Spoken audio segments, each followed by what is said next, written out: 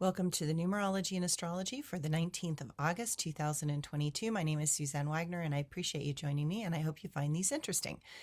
If you add all those numbers together, you get the number 24, and if you add the 2 and the 4 together, you get the number 6. The number 6 is a number of spirituality, higher mind, cosmic consciousness, unconditional love, and it's a number that really asks us to look inside because the answers are always inward, never outward.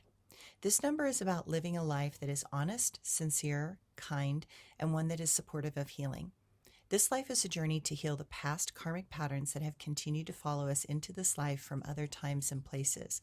When we understand our deeper emotional being, we are able to give to others in ways that hopefully matter over time.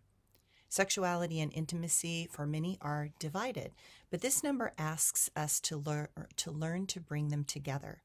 Being authentic and open is a challenge in a world plagued with the levels of toxic hatred that continue to infect so many. But vulnerability does not have to be weak.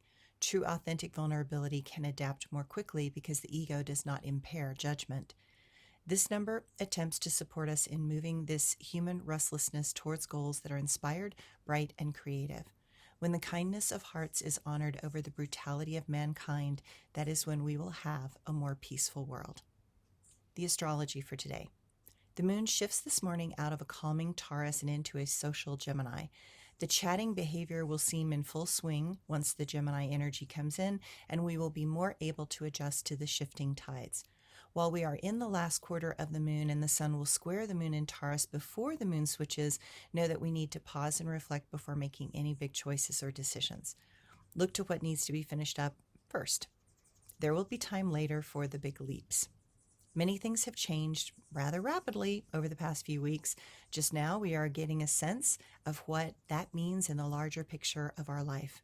When things come full circle, we drop into deep gratitude. When resolutions and completions manifest at the most critical time, we are forever in the debt of our guides and angels that have allowed grace to replace past upsets and challenges. The Sun and Pluto will quincux, allowing us to expand into previously contracted and restricted areas. It is clear we have changed, and something is very different inside. Some may fear loss in deeper ways, while others can feel tense and out of sorts. The trick is to embrace the change rather than wallow in the history and stories we have told ourselves. With Neptune and Venus beginning a square, do not allow oneself to fall into believing that we have what we have previously. Let the story change and evolve.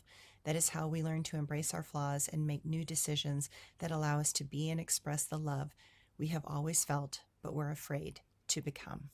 Thanks, everyone.